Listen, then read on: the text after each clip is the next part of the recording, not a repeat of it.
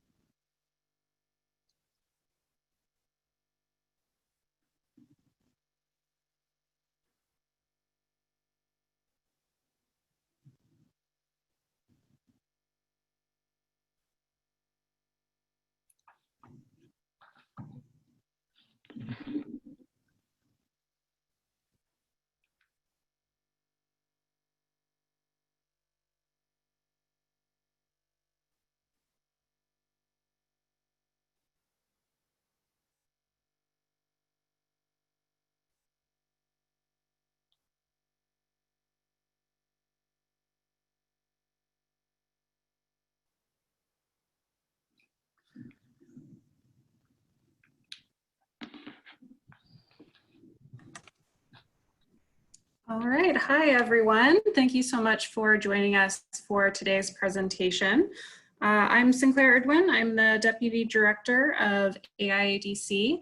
I'll be in the background of the call today to answer any questions you have about the tech for today's presentation.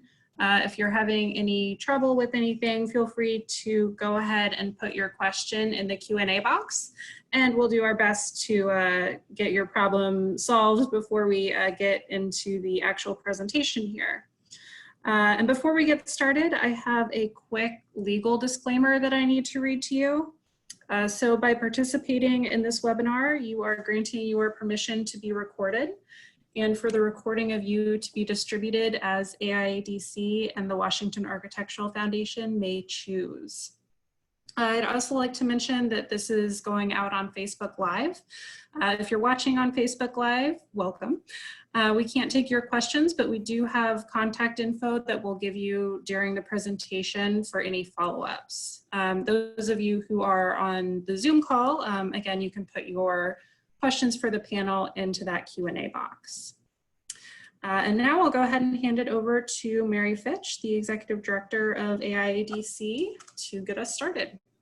Great, thank you, Sinclair, and welcome to all of you to our third discussion with the AIADC board. We're so glad that you've been able to join us today for this important discussion on social inequality. We have a lot to discuss today, and we will likely go over the hour that we have allotted. And we're looking forward to hearing from all of you But in an effort to create a safe space for those of you who aren't comfortable talking or want to follow up later, we have an email address, which Sinclair will bring up for us just in the next couple seconds. It's basically talktotheboard@aiadc.com. All round together, talktotheboard@aiadc.com. There we go. That you can use. In addition, we have enabled the Q&A as Sinclair said, and that's anonymous, so you can post things there. In both your speaking and your notes that you might post in the Q&A, I encourage you to be respectful to each other and to our panelists. This is an important moment where we all need to be working together.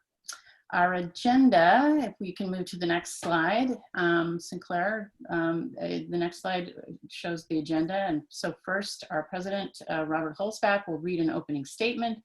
Then we will have a discussion with our panelists about this moment in history and systemic racism and discrimination in our profession. And then we will open it up to all of you as we look towards solutions. So now let's hear from AIA DC President, Robert Holtzbach. Rob? Thanks, Mary. Hi, my name is Rob Holtzbach, and I'm the president of the AIA DC chapter for 2020. I wrote a letter in preparation for this town hall event, really to try to introduce this topic, and it's actually a pretty personal letter. So I'm going to ask about 10 minutes of your time before we kick it off and hear from the rest of the panel. I should say first that my internet is very choppy today, unfortunately. So if I fall off, my apologies. The letter will be posted to our website. Okay, here we go. Dear fellow members of the AIADC, this is my second letter to the membership, and it's as much a vehicle for personal reflection as it is a statement from your chapter's president. I'm intentionally blending the personal with the professional because I believe our individual experiences inform everything we think and do. That basic concept is the foundation of my message to you. In my first letter from early February, I outlined our board's vision for the year and the ideas of just ask and make connections. I described our goal to create a framework by which our chapter would forge connections with like-minded organizations to solve problems that are common to us all. We decided to focus our attention on climate action and resilience because it is an existential threat, and it aligns with AIA National's move towards environmental stewardship. I wrote about equity, diversity, and inclusion, and plans and advancement of that agenda. We believe that with multiple points of view and a diversity of opinion, we all prosper. We've greatly diversified our board, adding more women and people of color to the table, but there's still a way to go. I wrote about the importance of asking for help and offering to help. I closed by asking for your help and was pleased by the response. Through February and early March, we started making connections, and we were beginning stages of planning a conference with an allied association. We were also taking baby steps in a long, slow march toward equity, diversity, and inclusion. We updated our strategic plan and created mission, vision, and values statements. We wanted the statement to be simple, clear, and unequivocal. This is our mission statement. We empower our members, profession, and community to advance the value of architecture and design in Washington, D.C. This is our vision statement. Washington, D.C. will lead the nation in creating a more resilient future. And this is our value statement. Design matters, equity matters, climate action matters. As architects, we are change. Then in mid-March, we experienced change that was beyond our control. The coronavirus and COVID-19 swept across the world, and we became isolated and remote, the antithesis of our vision for the year. For those first weeks of quarantine, we all shifted into survival mode. We focused on the survival of ourselves and our families first, then our projects, our jobs, and our firms. And as board members, we also focused on the chapter survival. The landscape changed, and to survive, we had to adapt. Our chapter responded by offering new virtual programming for our professional members and even our children. We started monthly town halls with members of the board to discuss problems and solutions we all experienced as we went remote. Just as we started to consider how to re-enter the workplace, the landscape changed again. The murders of George Floyd, Breonna Taylor, and Ahmaud Arbery at the hands of the police and the subsection to these events demanded our attention. We are now compelled to clarify our positions. We stand with the Black Lives Matter movement and all those who oppose police brutality. We oppose racism in all its forms. And we support those to peacefully protest. But those words aren't enough. We also need to focus attention on ourselves and our profession, because despite our best intentions, we are not free of guilt. The past 3 weeks changed the landscape like an earthquake. It's been a seismic shift to our consciousness. We see the world in a whole new way. So this is when introspection needs to begin. We must examine ourselves first and how our experiences and our way of seeing the world affects everything we think and do. When I said, we see the world in a whole new way, I realized that many frustrated and angry voices will want to shout, the world's always been this way. You couldn't or wouldn't see what it is. Yeah, those voices are right. It's always been this way, and we need to acknowledge a fundamental problem with empathy and understanding. When I said, we see the world in a whole new way, I unconsciously meant those of us who have had basically the same life experiences as I have, growing up as a white American, a white male American. I need to acknowledge that when I said we, I assumed that included everyone, but it really didn't. That was part of my personal reflection, and it jarred me into understanding that I have more to learn. For the sake of clarity, I'll be direct. I am talking to you, my white colleagues, and especially my white male colleagues. We want to do the right thing. We have good intentions. It's time to make good on those intentions. This seismic shift in consciousness has forced me to confront what many of our colleagues have been saying for decades. Racism still exists. It's alive and well, and we are complicit in its continued existence because too many of us have not opened our eyes to the depths of the problem. The world has always been this way. And that's the world that we accepted as normal. While many of us are aware of the inequities surrounding our profession, too few of us are working to combat the problems. We have only taken baby steps in that direction. Many of us know the quote from Whitney Young's keynote address at the 1968 AIA convention in Portland, Oregon. This speech was a direct admonishment to the profession for being blind to these inequities. He said, "You are not a profession that has distinguished itself by your civic and social contributions to the cause of civil rights. And I am sure this has not come to you as any shock. You are most distinguished by your thunderous silence and your complete irrelevance." That was 52 years ago. We've made improvements. EDI is a genuine topic of conversation and a step in the right direction. We are not silent. But has anything really changed? After this seismic shift in our collective consciousness and our conscience, we cannot take these steps any longer. We need to take giant leaps forward. We need not just to adapt to the new landscape, the landscape that always existed. We need to acknowledge it for what it is. We need to do more than adapt. We need to evolve. It's a matter of survival. We need to evolve within ourselves, within our firms, within our chapter, within our profession, and within society. And to do that, we need to listen. We need to ask for help and how we can help.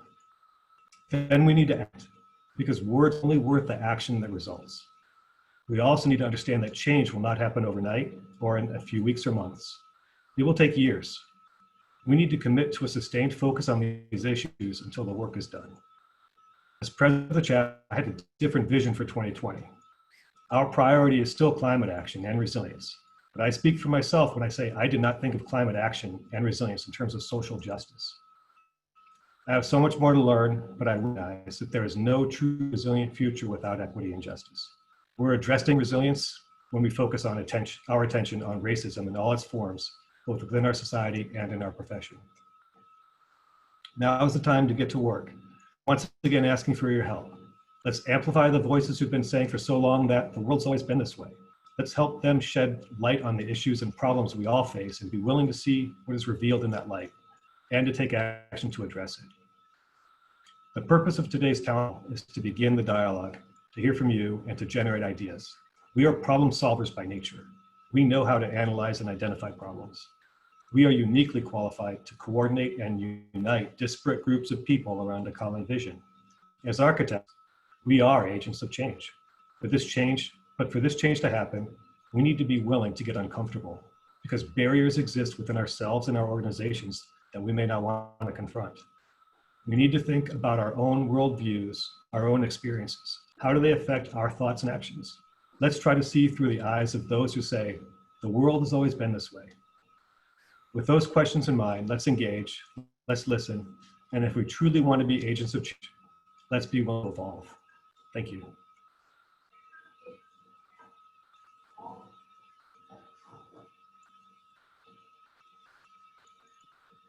Thank you so much, Rob. And now let me introduce our panel. First, we have Marc Fairbrother, AIA, immediate past president of AIADC. We have Yiselle Santos Rivera, our secretary, Mide Akinsade and Chris McCabe, both directors at large. Our guests are Michael Marshall, AIA design director and principal at Michael Marshall Design, and Howard Mack, member of DC NOMA and professor of the School of Architecture and Planning at Morgan State University. Welcome to everyone. So to start off, we have two questions for the panelists, and I'm going to start with a question for Mide. What does this moment mean to you now? Hello, everybody, and thanks for joining us on this, which I like to think a very historic occasion that we can all, as a profession, sort of try and sit around and bat around all these questions that's been on everybody's tongue in these last few weeks. Very important issue. What does this moment mean to me? It's a great question, Mary. I think as a member of the board, and we've been talking internally about this since its inception, and actually even pre the George Floyd murder, about trying to sort of better the society by what we do, given that we are vanguards of the built environment. You know, what we do matters in terms of how to fix these societal ills.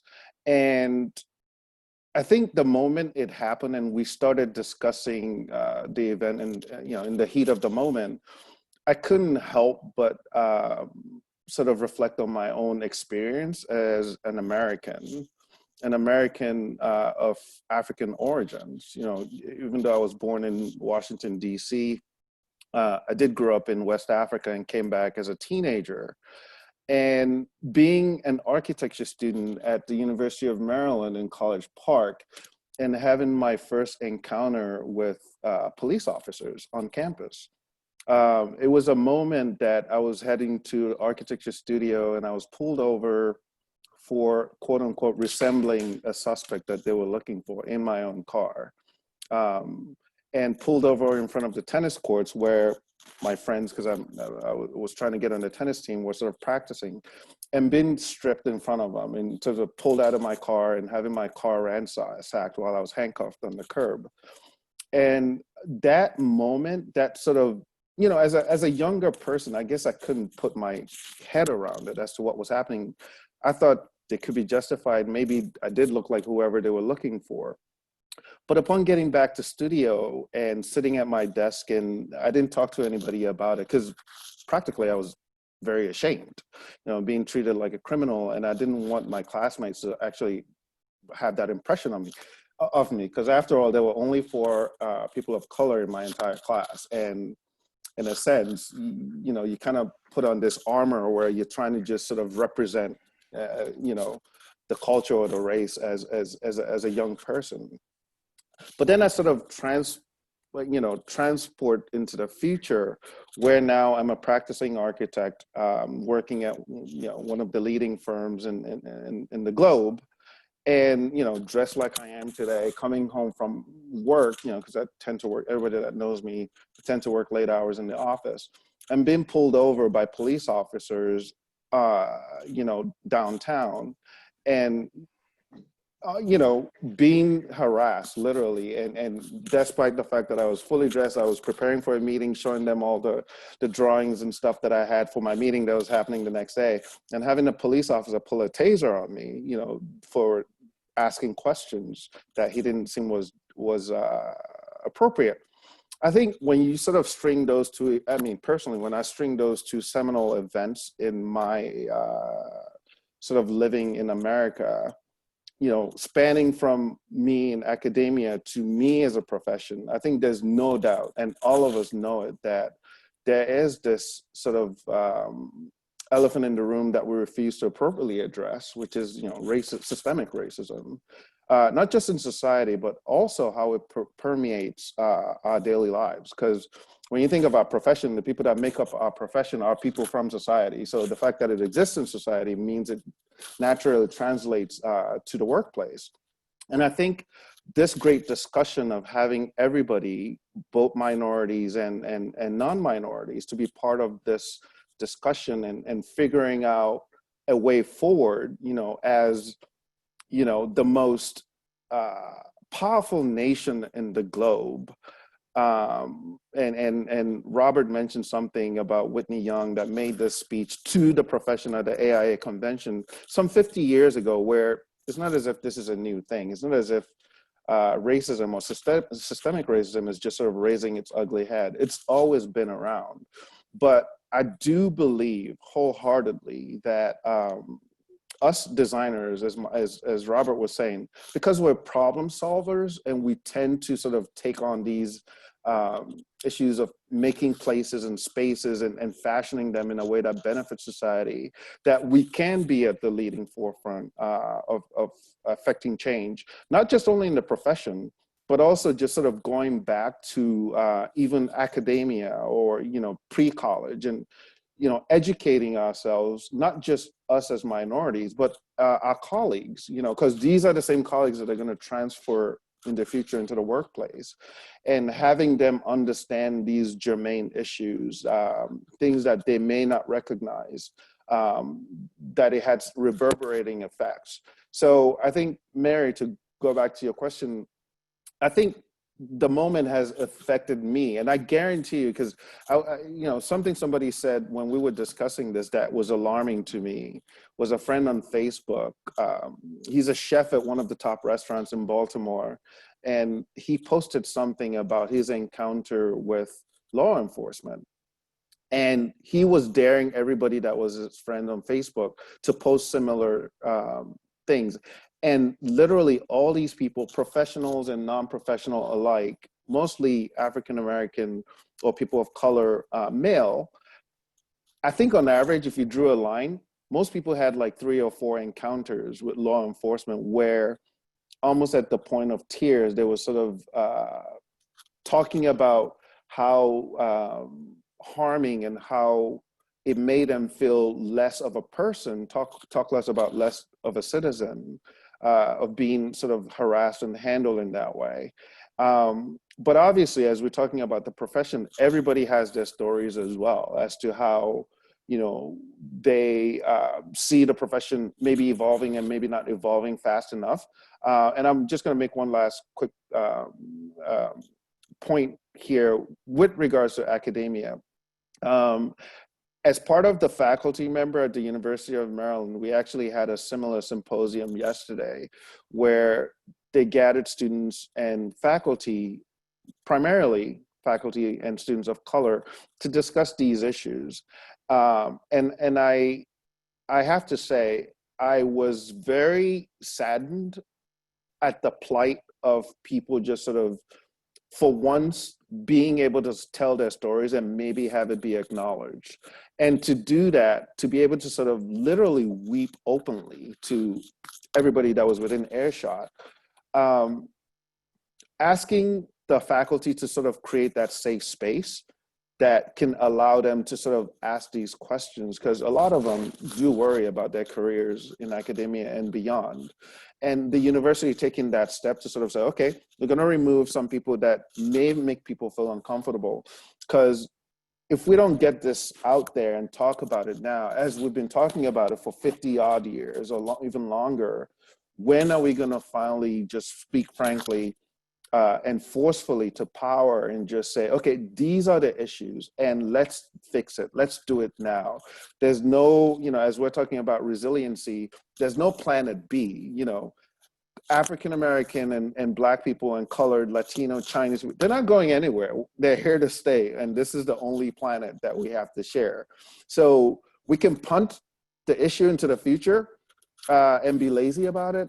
And it's going to be there waiting for our children and grandchildren for them to confront. So I think us taking on that role, and Rob, thank you again for reading that very personal and heartfelt statement, us tackling it and having frank discussion about it in the workplace, in society, I think the time is now. So I'm very happy to be a part of it. And we look forward to all your questions.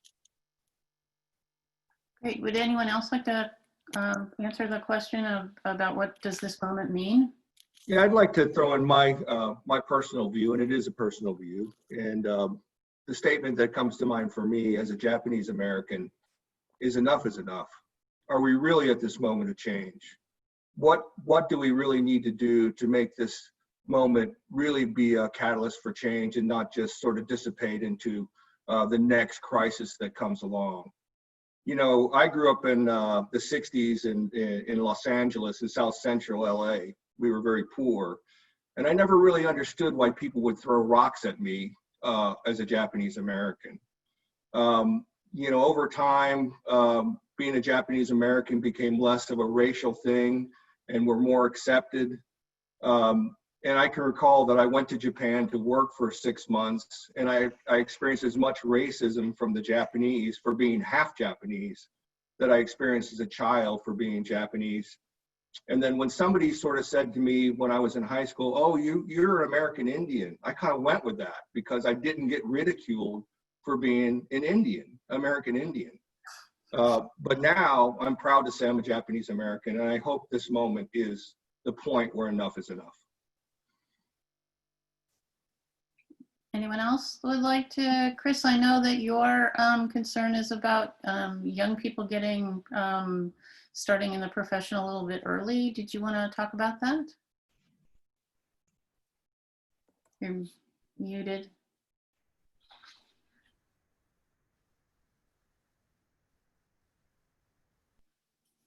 Oops. Sinclair, can you? Oh, there we go. Sorry.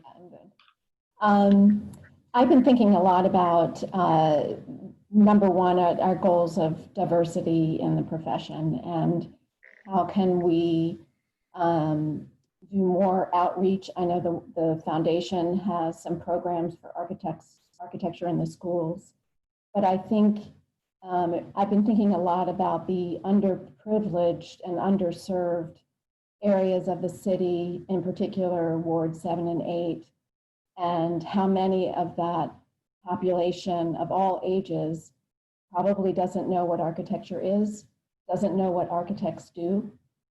And I think we, as a profession, all of us can do a lot to change that, starting at a very young age, bringing activities and curriculum in the schools. Like I say, there are programs out there, and I think we can do more with those programs. I think of neighborhoods that don't have basic services like a healthy carry-out place to eat. They don't have, fitness instruction and nutrition instruction.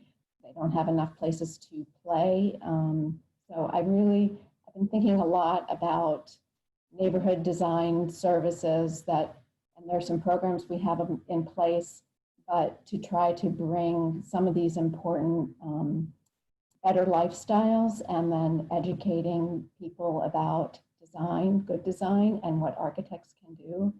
And as a way of bettering health and in those communities, but also trying to get people's interest in architecture and planning and construction at a very, very young age. I think that's where we're going to start to build a future that is much more diverse in our profession. Great. Well, does anybody else want to talk? Or I have Howard, you're actually raising your hand. Go ahead. Yeah. How's everyone doing? So, in kind of looking at how this moment has impacted me and what it's made me think about, it's taken me through a number of emotions, to be honest. I'll start with initially just being exhausted and tired of going through this every time where we see something, another video, another thing has happened. And then to some point, a level of pessimism to say, you know, everyone's going to say something and we're going to go, and, you know, we're just going to go back to normal. But I've been transitioning to a kind of mode of hope because I've seen more rallying and more protests than I've ever seen for anything before in my lifetime. I've seen a lot of people, a lot of CEOs, a lot of companies, a lot of organizations making statements against it. But I'm taking that hope and I'm pushing it to a point of challenge because there's still a level of wondering, okay, everyone's hopeful and everyone's a part of it, but are we at the point where we just want to protest, say a few things, and then go back to normal? Or do we really want to do what's necessary to make change? And so that's kind of where I am, and I think that requires challenge for all of us. And I think about it in one way, a lot of times we look at systemic racism and we look at it as separate from us. We'll say that's systemic racism over there, but we don't think we need to change. I saw a meme one time on social media and it got me thinking. It pretty much said there was a speaker and he was speaking to a large crowd. And so he said, how many of you want change? And obviously everyone's hand goes in the air. I want change. And then it's like, how many of you want to change? And all their hands went down. And that's pretty much where I am. And as we look at it, I think we really need to focus on where our place is in this system of social injustice, systemic racism, and cultural bias. And so with that, I've been thinking as a Black man who's gone through my life experiences, similar to Mide's in so many ways, obviously, but then also going through education through 2 different universities, working at a number of predominantly white architecture firms, and working in other places as well, just kind of wondering what is it that I can do to get people to see things from my perspective? How do you get the mainstream audience to really understand the perspective of a minority? Because this systemic racism is a serious problem. It's been a serious problem. But a lot of times people will say, well, I'm not doing anything. I'm fine. I can just sit back and act like everything's okay. And so what I'm trying to do is to challenge everyone to push and examine themselves to figure out what can I do differently from the position that I'm in.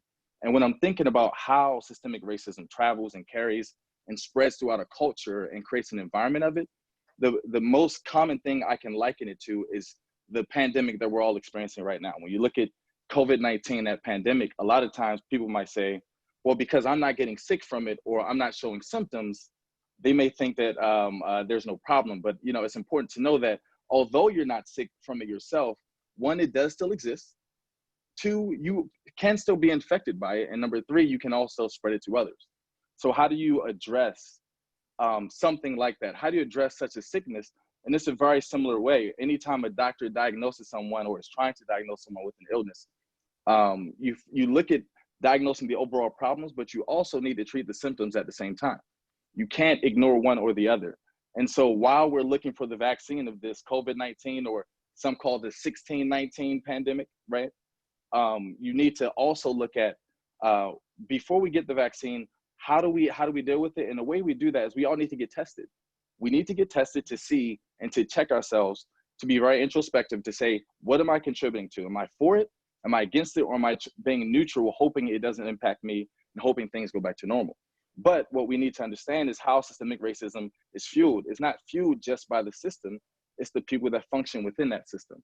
And so as we're doing that, I think that's a very important aspect of how what we need to address, to take this conversation to multiple platforms and avenues. I really appreciate AIA DC for setting this up, because it really starts that discussion. But we need to have it not just with people who may agree with it, but to people who may not readily understand and may need things broken down a little bit more in a way. And obviously in an environment where we promote understanding and growth, because I believe once I can't expect someone to know my perspective until I've told them.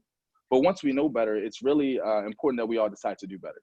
And so that's really why I'm really grateful for this discussion. But I really see this as a start. I want us to not just have this and go home and say that felt great, but to continue to push forward. But thank you so much for starting this. Go ahead, Yiselle. I'm going to try to just say 2 points, because that was amazing, Howard. Thank you very much for sharing your perspective. I just want to highlight that in these conversations, our baseline has to be that systemic racism is real. That is the baseline. And that is a very low bar. But that is something that I feel needs to be stated outright, that is something real and needs to be acknowledged. And I love how Howard presented it, that maybe we can equate it because it's so prevalent right now. We can equate it to the pandemic. We need to get tested because we need to recognize if we are a super spreader and not know it. So I kind of want to highlight that, and thank you, Howard, for really sharing that so eloquently and creating that framework. I may have to steal that. That was really good.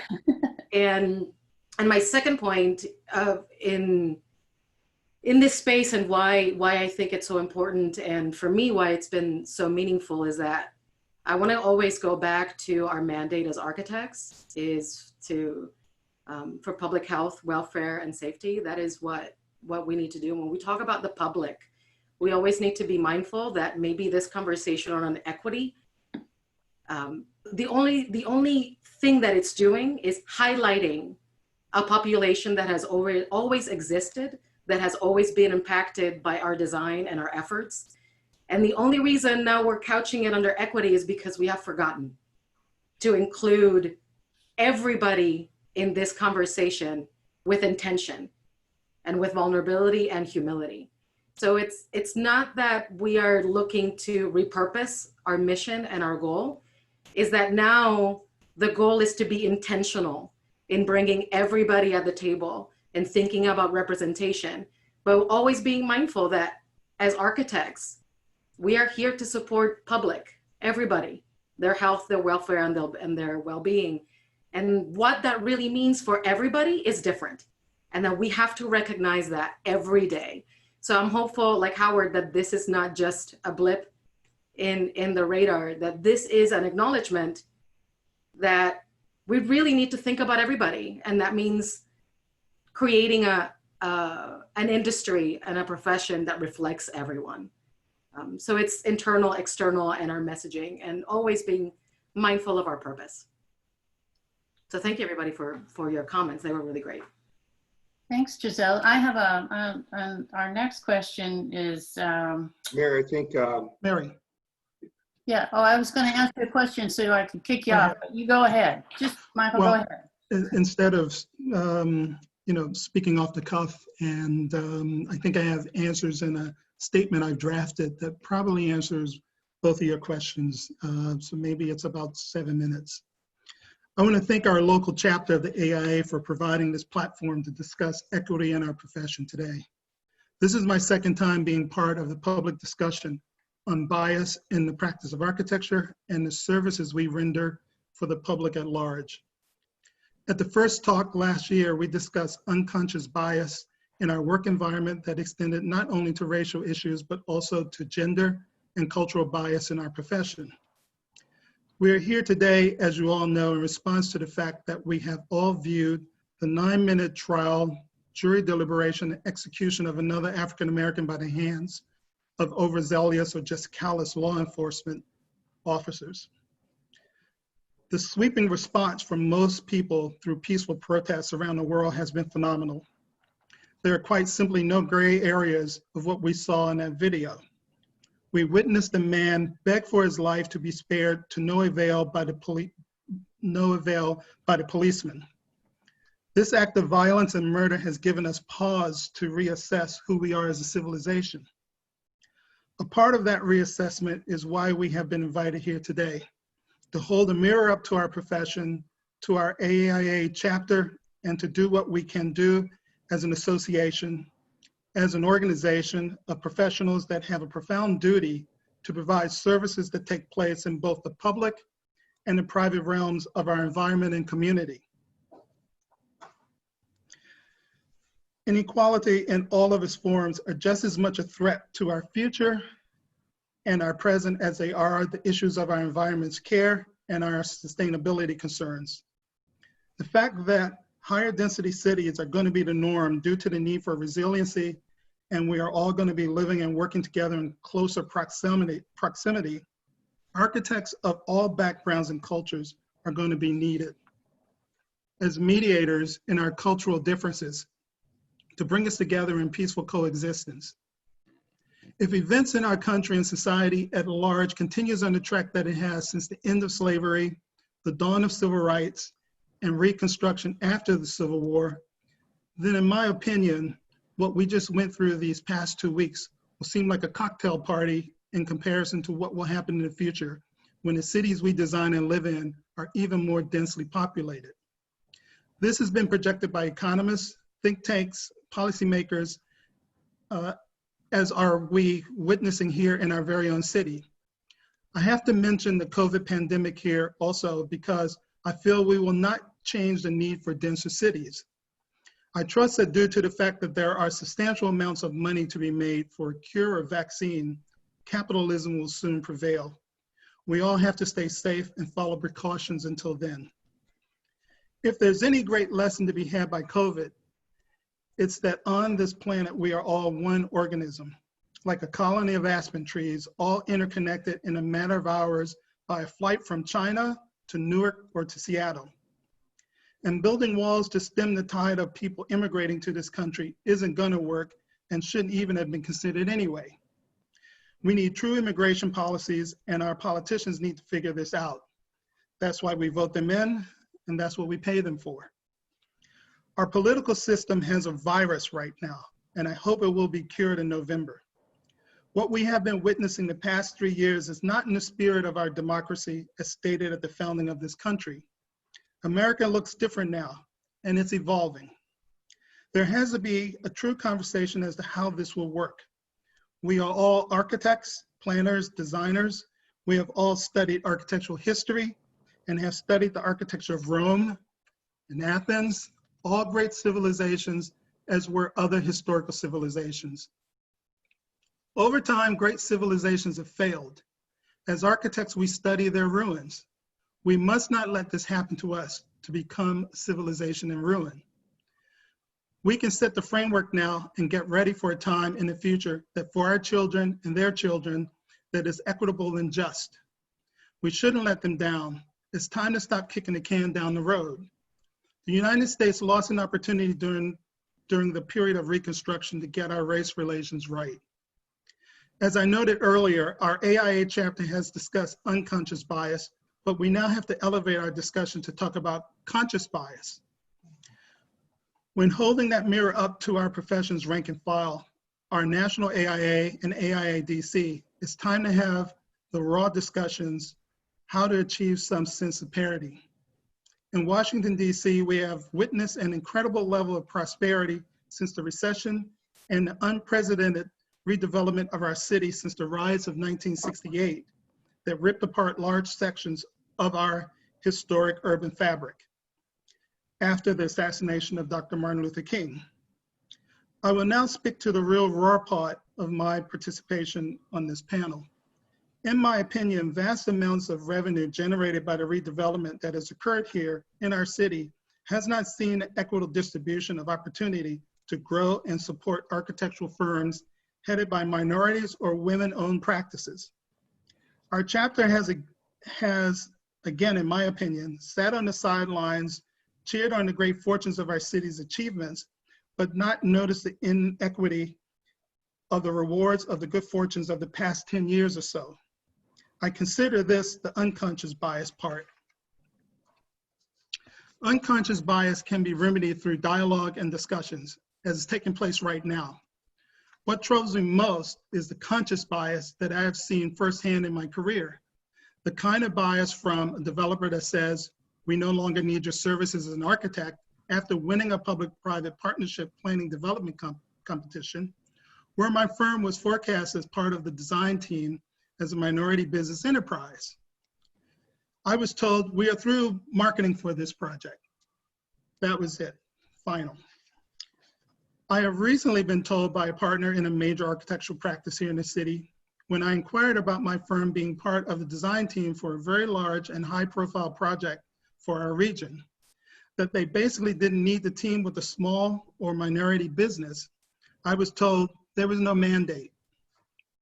Metaphorically speaking, these are instances of a foot being held on the neck of our professional lives, and we shouldn't have to beg for equity in the development of our very own city and community. The AIA has to take a deeper dive to examine the corporate structures and makeup of the firms of our fellow AIADC practitioners who have profited from the regeneration of our city's neighborhoods. There has been a wholesale creation of neighborhoods where there were once African Americans living before urban renewal, projects that have had no involvement of minority or women-led architectural practices. Our AIA chapter, our national organization, has a look at the actual composition of who are members of those firms and if the races and genders of the employees and principals reflect the population of the city that we provide services for. The AIA has great leverage over our profession. And now is the time and opportunity to discuss the topic directly in relationship to what true actions and results that can be had by our AIA chapter, our association nationally, and as individuals for equity of opportunities to practice architecture, and what that means to our society. There's a value in getting it right now and for the future of our profession. I've given it some thought as to how we can do this from my perspective as a head of an independent practice, and I look forward to those discussions. Thank you. Great, Michael, thank you. I think looking at the time right now, I think Sinclair will start. If people would like to talk, people out there in the audience, if you'd like to talk, if you'd raise your hand, and Sinclair will be controlling the access and unmuting you. So if you have questions, if you'd like to make a statement, now's your chance. Looks like we don't have any raised hands just yet, although as I say that one comes in. So I will go ahead and unmute you and go ahead. Hello, everyone. This is Julie Trindade. I am chair of the committee AIA, and I'm really happy about this panel that AIADC organized. I'm wondering about our chapter thinking of action items or some kind of a framework of action that we can all start taking as designers, as active members within the architecture industry to promote real change. I think the conversations are really important. The forum and the safe space to start confronting how reality is important, but I'm also wondering about the next step after we are, getting ready to take action on these problems. Thank you. Thank you. Rob, did you want to jump in here?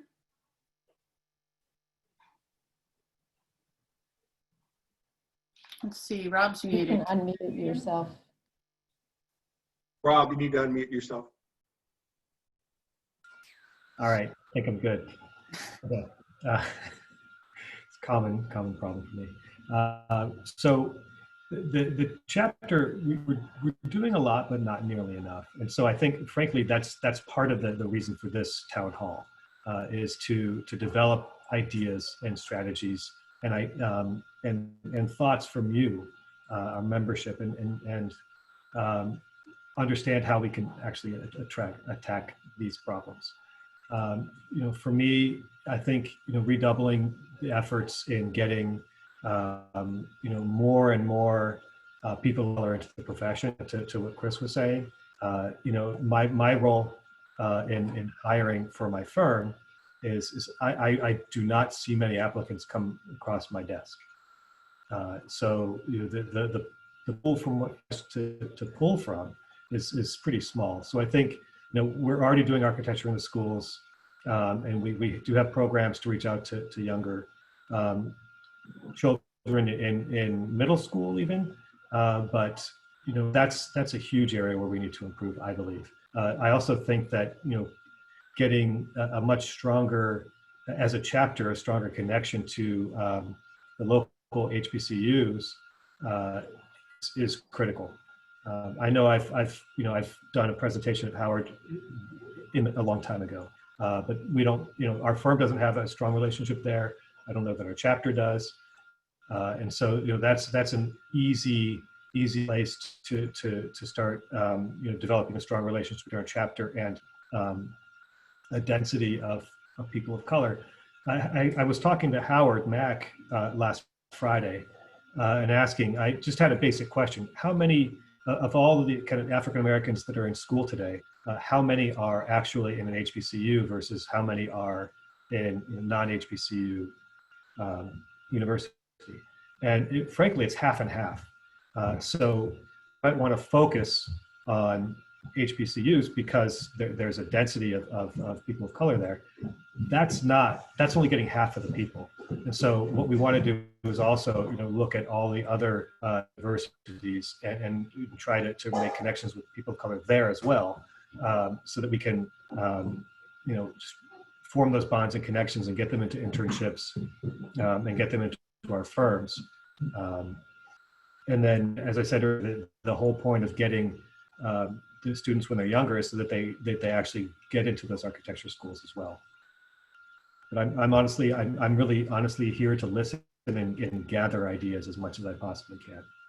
Well, and Yiselle, I don't want to put you on the spot, but the Equity Committee is going to be, except I am putting you on the spot. The Equity Committee is going to have a follow-up to this, and you want to talk about that a little bit?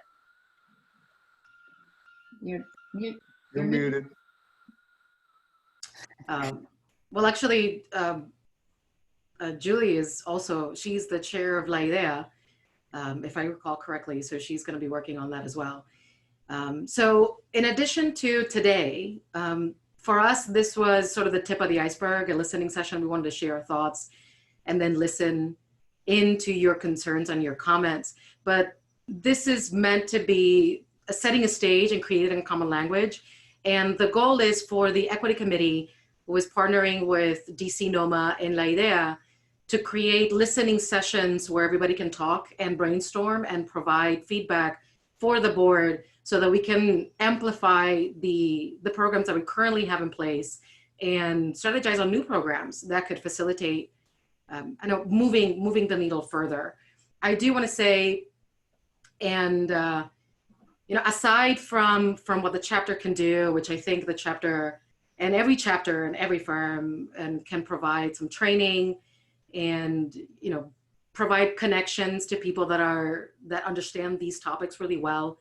I encourage people to not challenge, but to pose the question within their firms if they are looking at their statistics and creating baselines, and if they are understanding those baselines in relation to the industry, so that you can really look at where you are in relation to what is happening, and then frame and set goals for your firm and even for yourself in what you want to do and where you want to put your stake in the ground.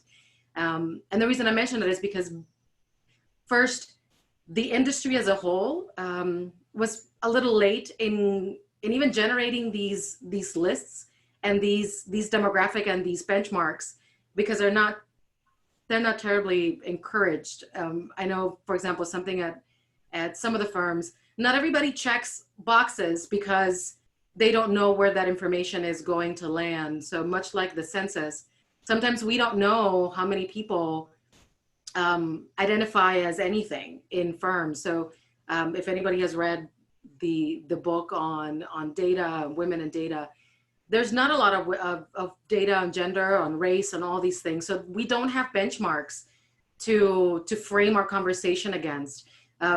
NOMA has started to have benchmarks, and AIA has started to do benchmarks.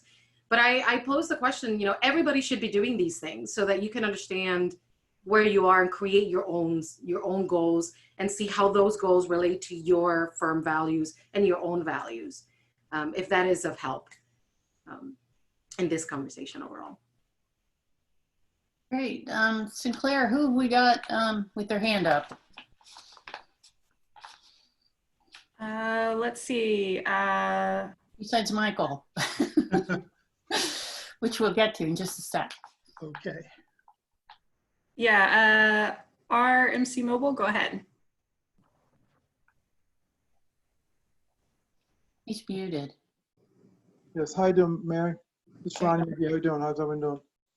Actually, NCAR puts out a whole package on the demographics of people who are passing the test, architects, so on and so forth. There's a whole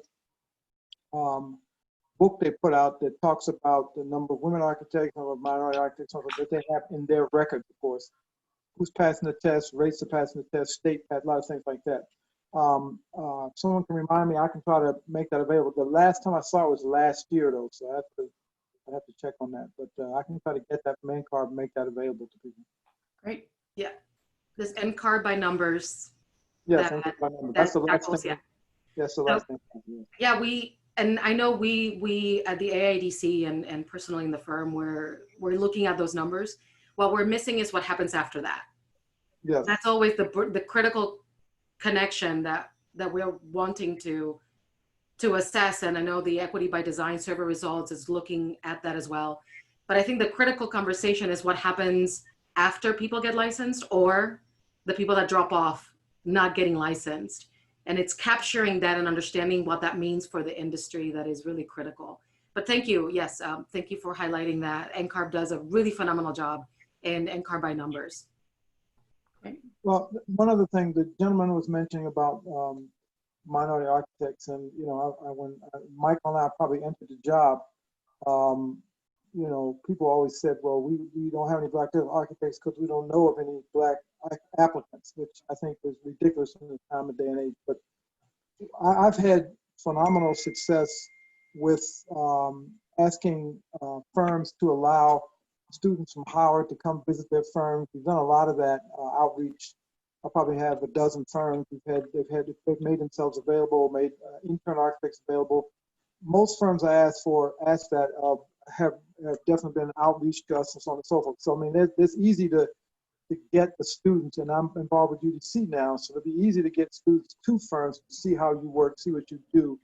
So if that's I did that as part of an intern development program. So I mean, if there's some formal venue we can set up for that, I can get the students. That's not the issue. So if the firms are interested in doing that, or we're gonna make an outreach effort to do that, we can get students out to you so they can see the firms. A lot of times it's just knowing that what they do works for your firm. They don't really, a lot of people, I never went into an architecture firm. First time I was in an architecture firm when I went for an interview.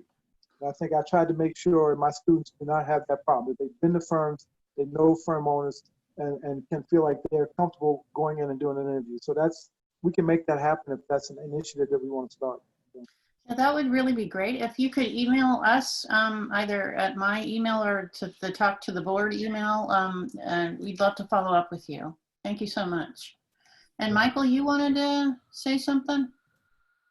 Yeah, I wanted to, again, my perspective is as the owner of a firm and somewhat independent practitioner in relationship to corporate firms. So here's my pitch for equity. So my pitch is really about a carrot and a stick approach to equity. Just as there are certifications of buildings that are LEED certified, I propose an institutional rating or certifications for architectural firms monitored by the AIA that establishes good standing in achieving diversity and inclusion. This rating can be leveraged in a competitive fashion for winning commissions in the private sector or public sector. For the private sector, developers of public or private projects, they can achieve certification for being good corporate citizens, for bringing together diverse design teams in return for regulatory approvals, as the LEED ratings are now a bonus and are sometimes mandatory depending on the jurisdiction. I think this can be a certification that will allow private sector firms to brand themselves as making socioeconomic inclusion a normal business as usual process. Collaborations with small businesses and women and minority-owned architectural practices can then have a business development advantage nationally. The stick in this is a bad rating like Moody's for stocks and bonds. So the firms would hopefully not want to have that. I would also like to see there be a less encumbered small business certification system than the current 8A certification that would allow firms to apply to render services nationally if they have a license to practice in that particular state. I say this in reference to my current conundrum of being a certified small business in Washington, D.C., but not having my firm recognized as such across the Potomac River for the opportunity to work on projects such as the Virginia Tech and Alexandria campus, even though I am personally and professionally licensed in Virginia.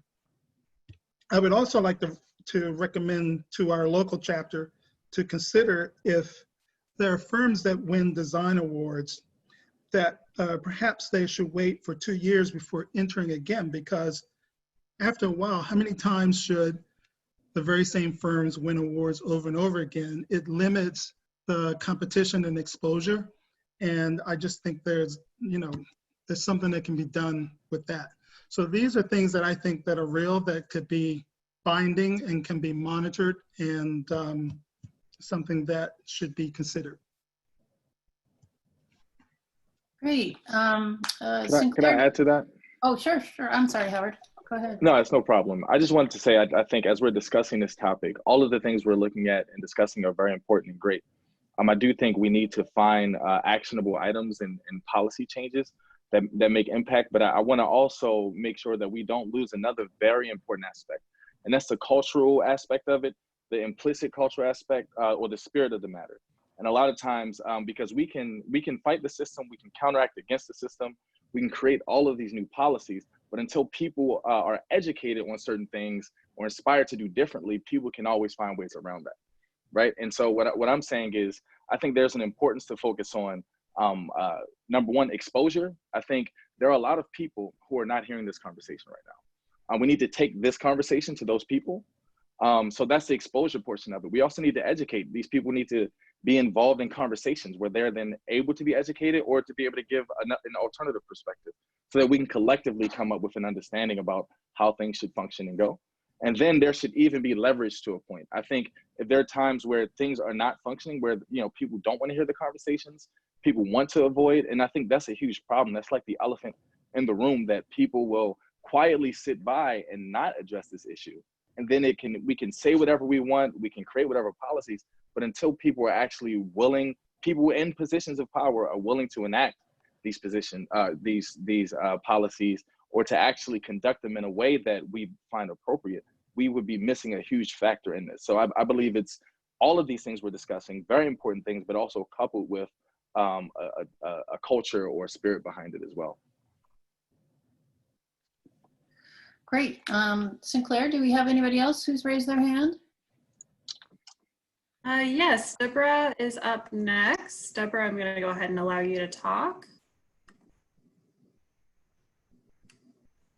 Hello, can you hear me? Uh-huh. Yes. Sorry, I'm actually logged in as our AIA NOVA. This is April Drake. I'm actually secretary of the AIA NOVA board, so I know and I've met a few of you on the panel.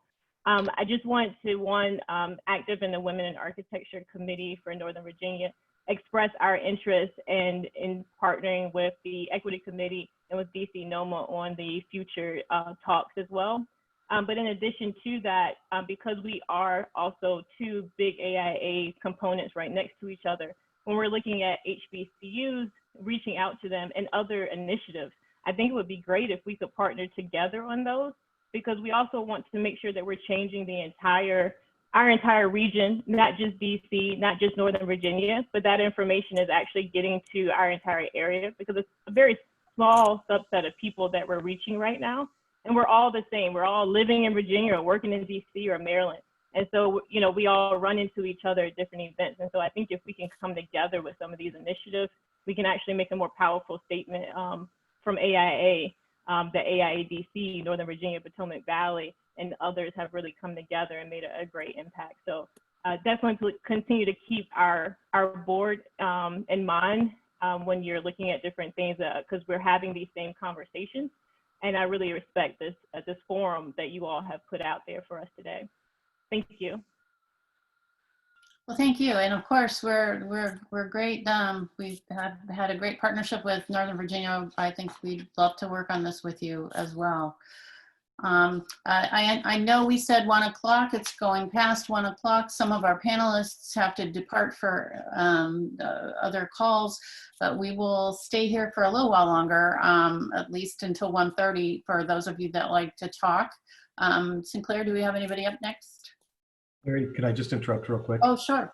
So the other thing I'd like to say is that, I see that there are questions on the Q&A, and if we don't have time to get to everybody's questions, we will respond in writing to every question and put them on our website, so that you will be able to be heard, and then we'll be able to respond to you directly. And I apologize, I have to leave for a call, but please email me with anything I can help with. I'm happy to be part of this ongoing. Great. Thank you so much. Thank you, Mark. Thanks, Mark. Thank you, Mark. At this time, we don't have anybody else with their hand raised. Well, Sinclair, do you want to start reading some of the questions that are in the Q&A or some of the comments? Absolutely. So here, an interesting one. What are some effective strategies to include people who disagree into these types of conversations?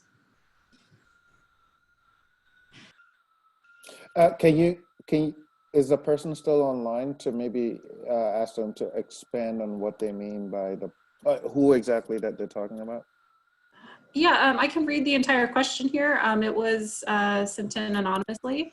Howard touched on the topic of including people who disagree with the movement in our discussions. I saw a hierarchy diagram of activism on social media that was basically trying to show there is no point of us telling people of color or Black Lives Matter organizations how we feel. What is more important is to pass information down and have discussions with people lower in the hierarchy who don't acknowledge systemic racism. And then recently, a company had a meeting where leaders stated they did not agree with the Black Lives Matter movement. So what are effective strategies to include people who disagree into our conversations? Go ahead, Yiselle. Well, I think many organizations are going through the same issue, and I would say, and I'm going to try and keep it brief because I have a feeling Howard and Michael may have much more to say, but I think creating a base language that acknowledges what the conversation is about is the first step. I think right now, because we're in the pandemic and so many things are heightened, I've noticed that when people say Black Lives Matter, some people are lumping the conversation into Black Lives Matter, the organization, what it means, what it's asking, defunding the police, calling people a racist, being politically affiliated. I think a lot of these things are being bucketed into one situation. And when we bucket all of these things into one argument, then inadvertently we start isolating people. It's like a bill, right? When you try to pass something to Congress and you have so many things added to the bill because of one thing, people just say no. I think creating a very clear language of what the conversation is and what the firm or what the leaders are intending the conversation to be is very critical. And I think if unpacking all of these things and creating language is what is important, then I would start there. But I think we all need to get to the same baseline, and clearly we are not at that baseline. So defining that baseline in a common space, I think is going to be really important. Because I think at the end of the day, and I was talking to the consultant about this, and what I think a lot of us are saying is, we all agree that civil and human rights are important. And that's, I think, where the conversation wants to start. And then we layer that conversation in our context and where we are. And it's so dependent on where we are too, and our leaders. But I think we need to create a baseline. And the baseline, like I mentioned earlier, systemic racism is real. And we need to educate people in these aspects and what that means, and start to unpack what all of these organizations and what the big movement wants to be. And for me, if we start with that, then at least we are reaching commonality. And that's my perspective, but Michael, please go ahead. Yeah, I think I totally agree with what you're saying about baseline. We have to come to a place to quantify what the advantages have been and the disadvantages have been. And we have to decide what's right and what's moral. And that needs to be declared. It needs to be a statement. It needs to have some legal binding capacity. And that's the way to move forward. We just have to come to some place where, as I said, we're not kicking the can down the road. It's only going to get worse. So that's my take on this. You know, people who don't believe that there is systemic racism, or they don't believe there's a need for parity and equality, Well, they're wrong, as simple as that. And we have to quantify that and show it.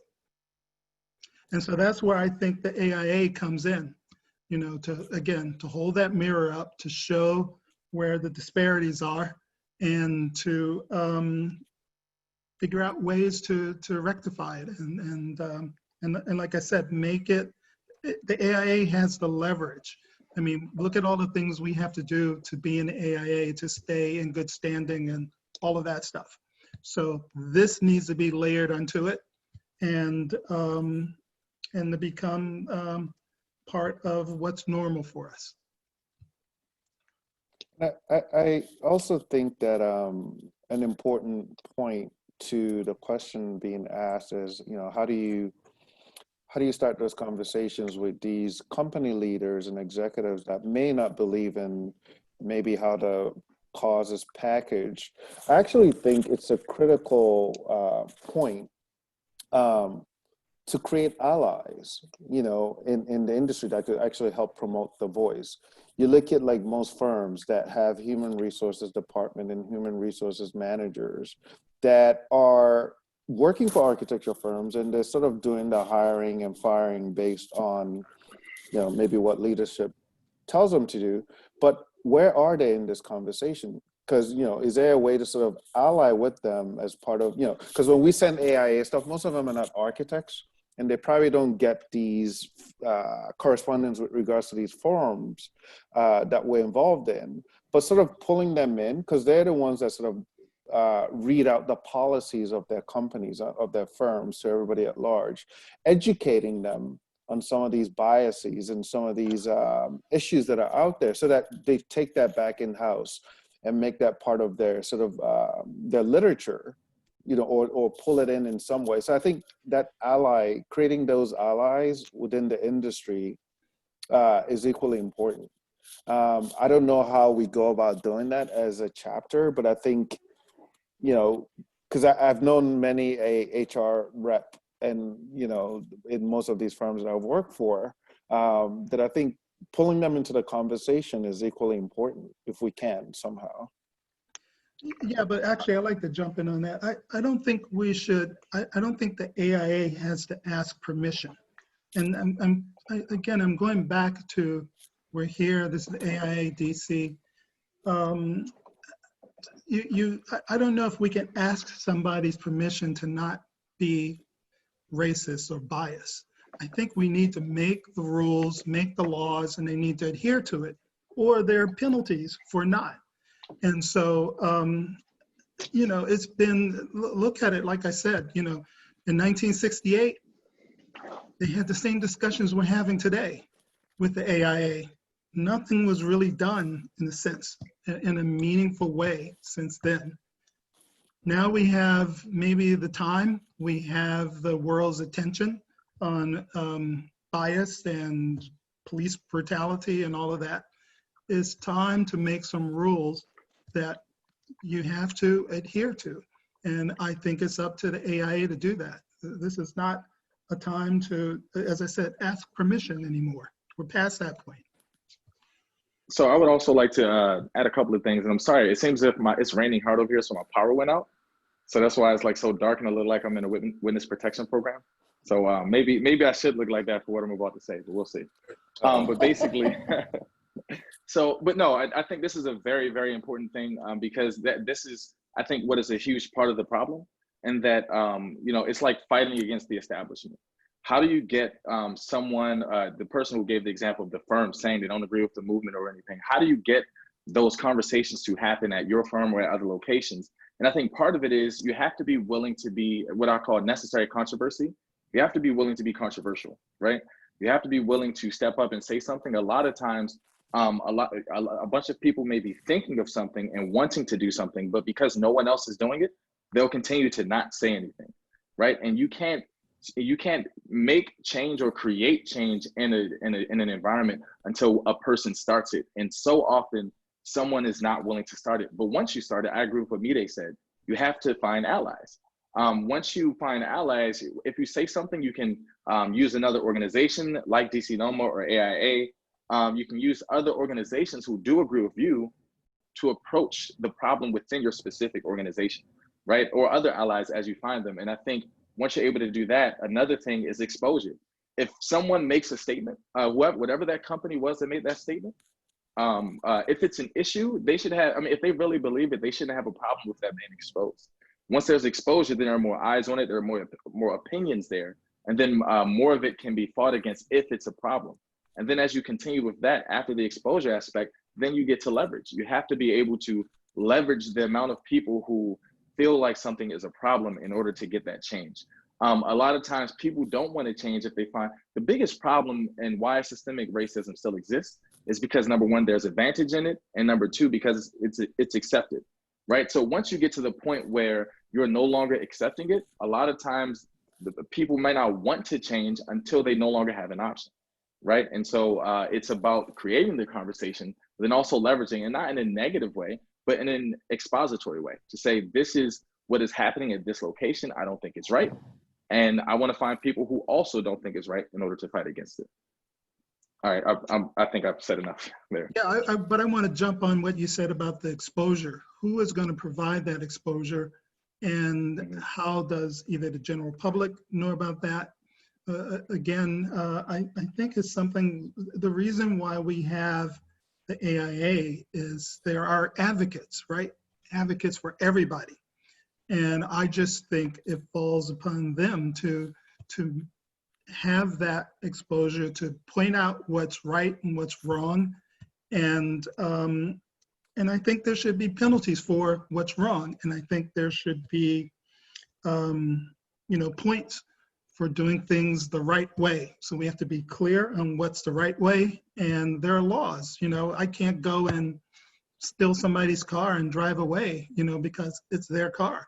There should be laws. And I think these are, again, good, either corporate citizen laws, rules, and something that the AIA can monitor. We need somebody to,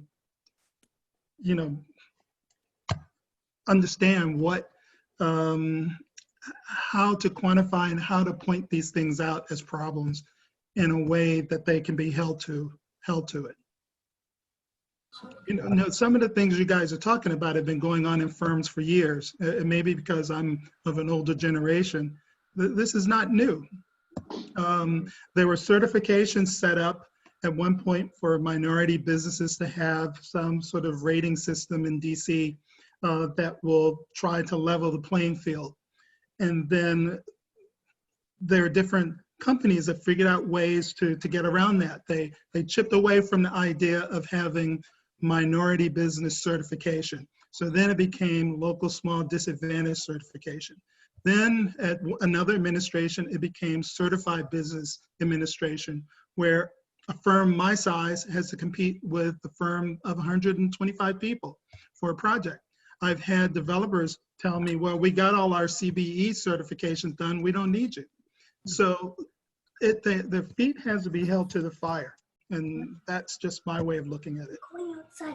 There's something, the National Ethics Council that's involved in AIA. We might want to look at the ethical underpinnings of AIA. But Rob, you had a comment. Yeah, so I'm like way behind in trying to, I think I can answer a lot of the different questions that came up and maybe synthesize a little bit as well.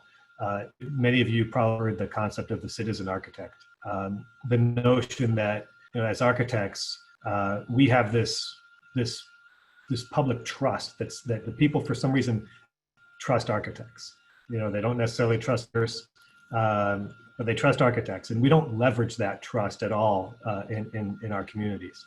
And the AIA has been talking about the notion of a citizen architect for a while, and how we can get involved in our local governments, and how many mayors are there that are architects, how many people are on the planning commissions or the city councils, and we can affect change in that way very directly, leveraging that level of trust that we have. But the other thing you can do is just dive into the AIA, and this goes to the notion of like how do we get people to who aren't necessarily willing to make a change or don't even see a problem. My own personal journey is that my experience in getting involved with AIA and going to grassroots conferences and conventions and even big SIBs, I've learned so much and been exposed to so many ideas that I would have thought of before. And so, I'm really proud of that ability to kind of get access to knowledge. Now, when you have that access to knowledge, you also, and you're in there, and you're part of it, you can invite to come to events, and you can point out to them why it's beneficial to them, to understand that, when we say that we believe that differing points of view and multiple opinions, matter, and that we all prosper because of that. I mean, that's a real thing. We can, Michael, to your point, we can quantify the benefits to people of actually being inclusive. It's, as architects and designers, again, the bigger the tent, the broader the range of ideas, the better the solution's going to be. And so, I think by getting involved in your communities and getting involved in the AIA and just going for it, we can use that to pull people in as well. So I think that's kind of it answers a lot of the questions. Maybe it's what's going through my head right now. Great. I think, Sinclair, do you have anyone else who'd like to speak? Yes, next up is David. David, I'm going to go ahead and unmute you here. David Deleta, former president. Am I unmuted? Yep, you are. Hello. This is David Deleta. I am former board member and a longtime chapter member. Number one, I just want to say I appreciate the discussion today. I think it's been a great beginning. Been involved in this organization for a long time, and I, like many of you, believe that we've done what a lot of people have done, and that is just sort of ignored the issue for a long time. And it's time that we step up and act. Just the one comment I wanted to make about what I've heard here today is that while there's been, I think, some good discussion of good ideas regarding sort of internal AIA issues about dealing with firms and dealing with the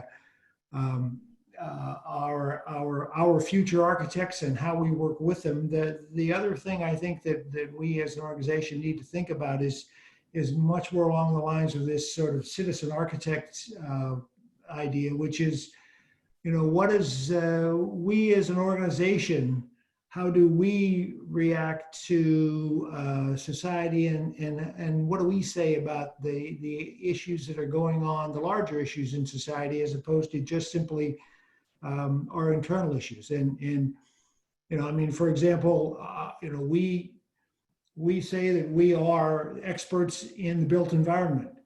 Well, there's a big argument going on out there right now about an issue in the built environment, and that is Confederate statues.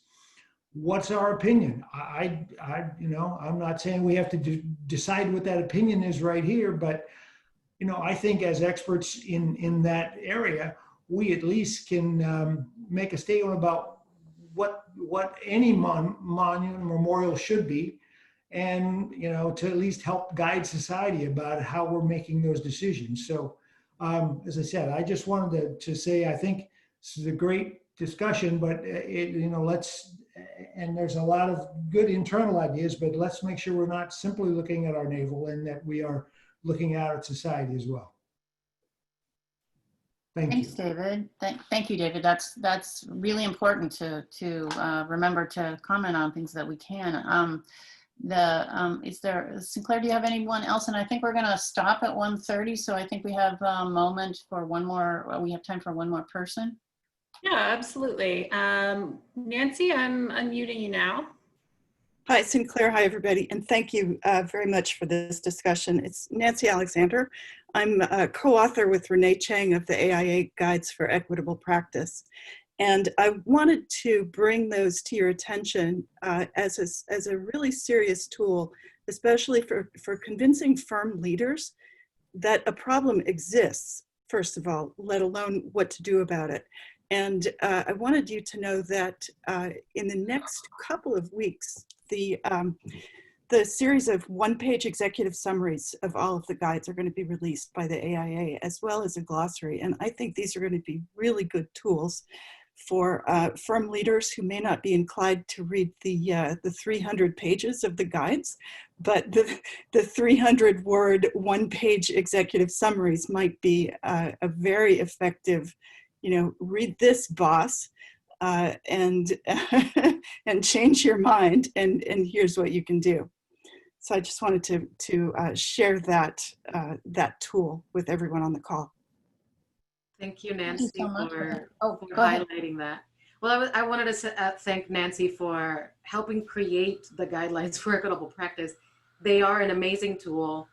And I have to say that I'm glad that we were able to create the snippets, the sort of the excerpts from those. And I really encourage everybody to do that. To use them as a framework to design what you want to design in your firm. And I just want to say that that's the way that at least I was able to create the framework within my firm. They define the terminology, the glossary is really great, and they really provide commentary.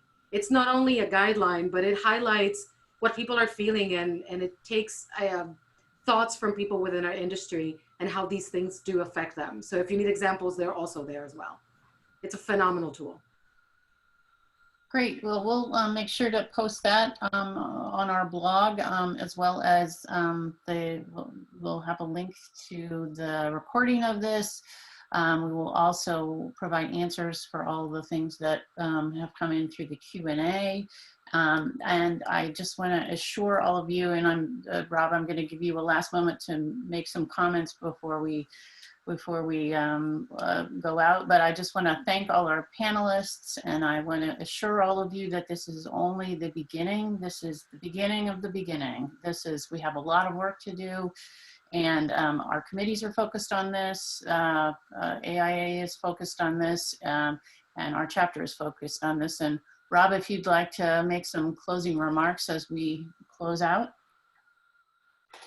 Sure, I actually wasn't prepared for that, but I can probably do that. You just say thank you. No, I actually have some thoughts, believe it or not. So I want to go back to what I said when I opened up, which is the notion that you have to examine yourself and your own world point of view, and then understand that informs everything that you do, and that not everybody thinks the way you do. And so people who look at me, you need to really think that way. And probably if you're listening to this, you're already doing that, and that's fantastic. But it's just the challenge is getting other people to do the same. And we've talked about safe space a lot, and we talk about especially for getting people who are actually being discriminated against and who are living that day to day. You need a safe space to be able to vent that frustration and the anger, and also to bat around ideas and how that can be combated. And we want to hear those ideas, we really do.